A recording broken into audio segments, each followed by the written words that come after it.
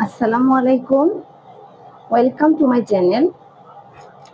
প্রিয় ষষ্ঠ শ্রেণীর শিক্ষার্থীবৃন্দ, আজকে আমি তোমাদের জন্য 2.3 অনুশীলনের প্রশ্নের অঙ্কের সমাধান নিয়ে এসেছি। শুরুতে আমরা 15 নং প্রশ্নটি খেয়াল করি। আমি আরেকটা কথা বলে রাখি, এই অধ্যায়ের অঙ্কগুলো কিন্তু আমরা ঐকিক নিয়মের মাধ্যমে সমাধান করব। আমরা ক্লাস 5-এও কিন্তু ঐকিক নিয়মের সমাধান করিয়েছি। তো ঐকিক নিয়মটা কি সেটা যদি আমরা জানি তাহলে কিন্তু আমাদের অঙ্কগুলো করা খুব সহজ হবে। আমি প্রথমে ঐকিক নিয়ম কাকে বলে তোমাদেরকে বিষয়টা ক্লিয়ার করি। দেখো, আমাদের বইয়েই কিন্তু ঐকিক নিয়মের সংজ্ঞাটা দেওয়া আছে।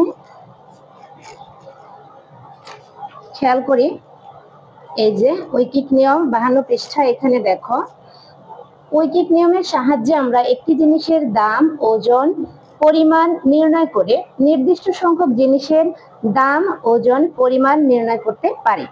তাহলে এখান থেকে কিন্তু আমরা সংজ্ঞাটা শিখে যাচ্ছি কিভাবে। দেখো, একটি জিনিসের দাম, ওজন, পরিমাণ নির্ণয় করে নির্দিষ্ট সংখ্যক জিনিসের দাম, ওজন, পরিমাণ নির্ণয় করাকে ঐকিক নিয়ম বলে। ঠিক এভাবে আমরা সংজ্ঞাটা সাজাতে পারি। তাহলে খেয়াল করো, আমাদের 15 নং প্রশ্ন, 7 কেজি চালের দাম 280 টাকা হলে 15 কেজি চালের দাম কত? তাহলে দেখো, 7 কেজি চালের দাম থেকে 15 কেজি চালের দাম বের করতে গেলে আমাদের আগে 1 কেজি চালের দাম বের করতে হবে। খেয়াল করো প্রিয় শিক্ষার্থীবৃন্দ, 7 কেজি চালের দাম 280 টাকা, তাহলে 1 কেজি চালের দাম কম হবে, তাহলে এটা ভাগের বেলায় ডানের সংখ্যা উপরে, বামের সংখ্যা নিচে। আর 15 কেজি চালের দাম বেশি হবে, 1 কেজি থেকে 15 কেজি চালের দাম বেশি, তাই এটা গুণ হবে 15 উপরে। তাহলে দেখো কিভাবে ভাগ করছি, 7 দিয়ে 280 কে প্রথম 28 কে ভাগ করছি, 4 7 গুণে 28, যেটা একটা শূন্য থেকে যাচ্ছে, শূন্য দিয়ে দিচ্ছি। তাহলে উপরে থাকে 15 এবং 40, 40 এবং 15 গুণ করলে হচ্ছে 600 টাকা। গুণটা আমরা মুখে মুখেও করতে পারি, 4 15 60, 60 আর একটা শূন্য দিয়ে দিলাম, 600। তাহলে 15 কেজি চালের দাম 600 টাকা। এবার 6 নম্বর প্রশ্নটা আমরা খেয়াল করি, একটি ছাত্রাবাসে 50 জনের 15 দিনের খাদ্য মজুদ আছে। মজুদ মানে কি, 50 জন শিক্ষার্থীর 15 দিনের খাদ্য জমা আছে। ওই পরিমাণ খাদ্যে 25 জনের কতদিন চলবে? ওই পরিমাণ খাদ্য বলতে এই যে 15 দিনের খাবার, এখানে 15 দিনের জন্য আছে, কয়জন ছাত্র খেতে পারবে? 50 জন। এখন বললো যে ওই পরিমাণ খাদ্য যদি 50 জন ছাত্র না খেয়ে 25 জন খায়, তাহলে তাদের কতদিন চলবে? আমরা খেয়াল করি, 50 জনের খাদ্য আছে 15 দিনের, সুতরাং একজনের খাদ্য, একজনের 50 জন যে খাবার 15 দিন খাবে, একজন অবশ্যই সে খাবার বেশি দিন খাবে, তাই এটা গুণ হবে 15 গুণ 50। আর 25 জন যখন খাবে, একজন বেশি দিন খাবে, কিন্তু 25 জন খেলে একজনের তুলনায় 25 জনের দিন আর একটু কম লাগবে, তাই এটা ভাগ 25 নিচে।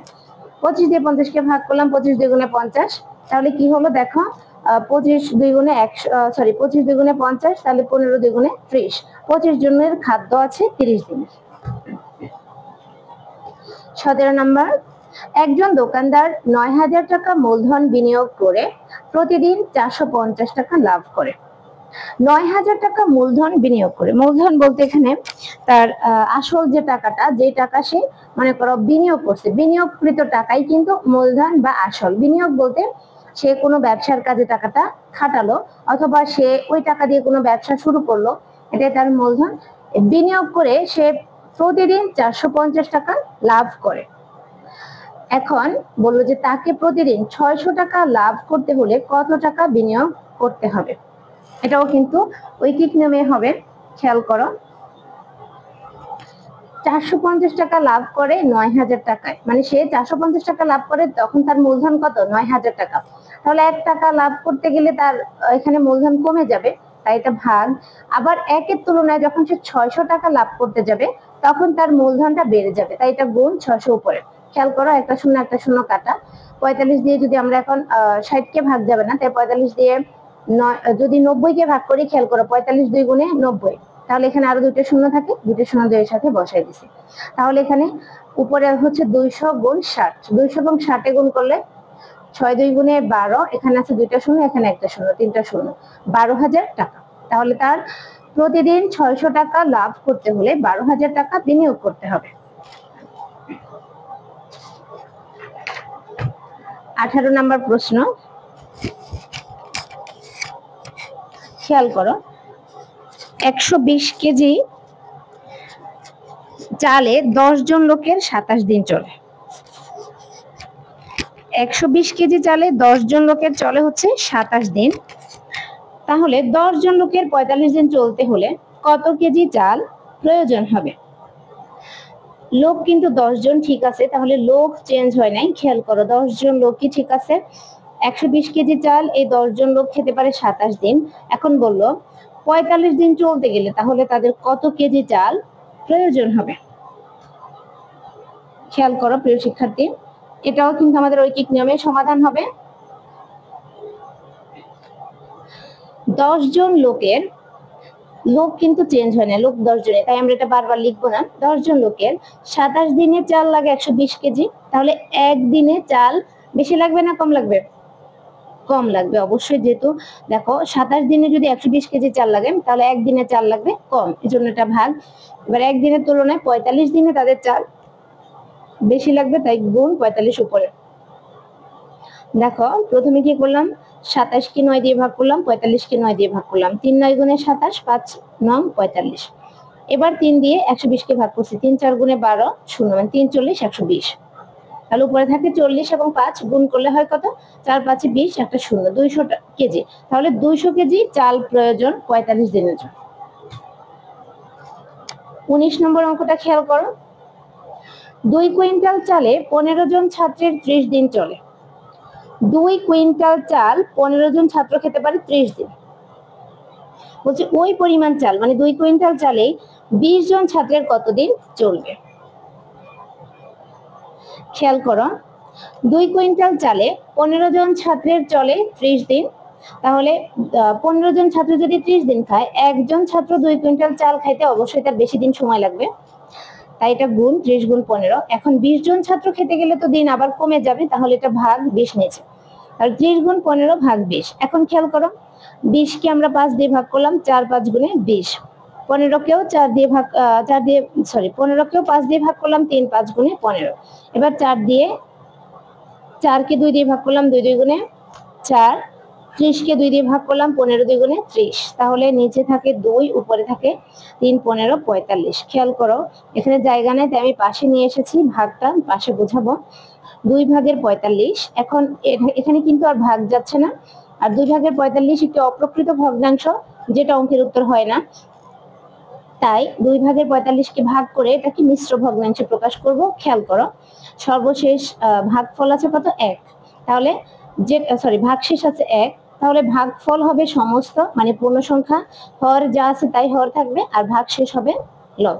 তাহলে 22 সমস্ত 2 ভাগের 1 দিন। 20 জন ছাত্রের 2 কুইন্টাল চালে 22 সমস্ত 2 ভাগের 1 দিন, মানে 22 দিন আর 1 দিনের অর্ধেক চলবে। এবার 20 নম্বর প্রশ্নটা খেয়াল করো। 25 জন ছাত্র বাস করে এমন ছাত্রাবাসে, আমরা ছাত্রাবাস বলতে বুঝি যেখানে ছাত্রদের বাস, ছাত্রাবাস বা হোস্টেল, ছাত্র হোস্টেল যেটা আমরা সহজে বুঝি।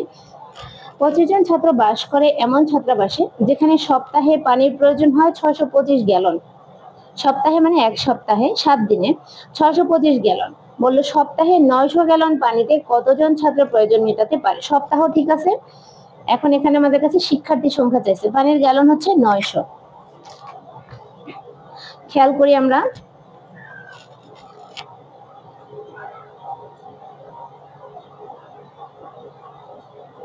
নয়শো 25 গ্যালন পানি প্রয়োজন 25 জনের, এটা তো তারাই বললো। তাহলে 1 গ্যালন পানির প্রয়োজন কতজন ছাত্রের? 1 গ্যালন পানি তো তাহলে কম ছাত্র খেতে পারবে বা কম ছাত্রের লাগবে, তাই এটা ভাগ হবে, ডানের সংখ্যা উপরে বামের সংখ্যা নিচে। এবার 1 গ্যালনের তুলনায় 900 গ্যালন পানি খাইতে অবশ্যই শিক্ষার্থী বেশি লাগবে, তাহলে এটা কি হবে? ভাগ। এবার আমরা 625 আর 900 এখানে গুণ হবে, তাহলে 25 দিয়ে যদি 625 কে ভাগ করি, 625 এর মধ্যে 25 বার ভাগ যায়, 25 দিয়ে যদি 900 কে ভাগ করি 36, তাহলে 36 জন ছাত্র প্রয়োজন মেটাতে পারে। আচ্ছা, এবার 21 নং প্রশ্নটা খেয়াল করি। 9 জন শ্রমিক একটি কাজ 18 দিনে করতে পারে, ওই কাজ 18 জন শ্রমিক কত দিনে করতে পারবে? 9 জন শ্রমিক একটি কাজ যদি 18 দিনে করতে পারে তাহলে ওই কাজ 18 জন শ্রমিক কত দিনে করতে পারবে। আচ্ছা, এবার আসো আমরা খেয়াল করি। 9 জনে কাজটি করে 18 দিনে, তাহলে একজনে কাজটি করতে দিন বেশি লাগবে। অবশ্যই 9 জন যেখানে কাজ করবে 18 দিনে, সেখানে একজন শ্রমিকের কাজ করতে বেশি দিন সময় লাগবে, তাই এটা গুণ হবে। এবং একজনের তুলনায় 18 জনের কাজটি করতে একটু কম দিন সময় লাগবে, তাই এটা ভাগ, 18 ভাগ। দেখো 18 একে 18, আর তাহলে 9 একে 18 জনের কাজটি করতে পারবে 9 দিনে। 22 নম্বর প্রশ্নটা খেয়াল করো। একটি বাঁধ তৈরি করতে 360 শ্রমিকের 25 দিন সময় লাগে। 18 দিনে বাঁধটির কাজ শেষ করতে হলে কতজন অতিরিক্ত শ্রমিক লাগবে? আবার খেয়াল করি, একটি বাঁধ তৈরি করতে 360 জন শ্রমিকের 25 দিন সময় লাগে। শ্রমিক হচ্ছে 360, এরা কাজ করলে 25 দিনে একটা বাঁধ তৈরি করতে পারে। এখন বললো কাজটা মনে করে তারা 25 দিনে না করে 18 দিনে কাজটা শেষ করতে চাচ্ছে। এখন তো অবশ্যই শ্রমিক বেশি লাগবে। এখন আমাদের কাছে চাইছে যে কতজন অতিরিক্ত শ্রমিক লাগবে, মানে 360 জন শ্রমিক তো আছেই, তার বাড়তি শ্রমিক কতজন লাগবে। তাহলে আমরা প্রথম 18 দিনে কাজটি করতে কতজন শ্রমিক লাগবে সেটা বের করব, তারপরে আমরা অতিরিক্ত শ্রমিক বের করব। খেয়াল করি, 25 দিনে বাঁধ তৈরি করতে পারে 360 জনে, তাহলে একদিনে বাঁধ তৈরি করতে শ্রমিক বেশি লাগবে, এজন্য এটা গুণ। 18 দিনে বাঁধ তৈরি করতে শ্রমিক একদিনের তুলনায় কম লাগবে, তাই এটা ভাগ। এখন দেখো 18 দিয়ে যদি 36 কে ভাগ করি, 18 2 গুণে 36, সাথে একটা শূন্য এবং নিচে কিছু নাই, 20 এবং 25 গুণ করলে 500 জন। তাহলে 18 দিনে বাঁধ তৈরি করতে শ্রমিক লাগে 500 জন, আমাদের কাছে চাইছে অতিরিক্ত শ্রমিক। তাহলে এখন আমাদের শ্রমিক লাগে 500, আমাদের আগের শ্রমিক আছে 360, তাহলে বিয়োগ করলে আমরা অতিরিক্ত শ্রমিক পেয়ে যাচ্ছি 140। অতিরিক্ত শ্রমিক প্রয়োজন 140 জন। প্রিয় শিক্ষার্থীবৃন্দ, এই ছিল আজকের সমাধান। আশা করি তোমরা বুঝতে পেরেছো। অবশ্যই আমার চ্যানেলটি সাবস্ক্রাইব করে দিবা এবং পাশে থাকা বেল আইকনটি বাজিয়ে দিবা। আর কোনো অঙ্ক যদি বুঝতে অসুবিধা হয় আমাকে কমেন্টে জানাও। ধন্যবাদ।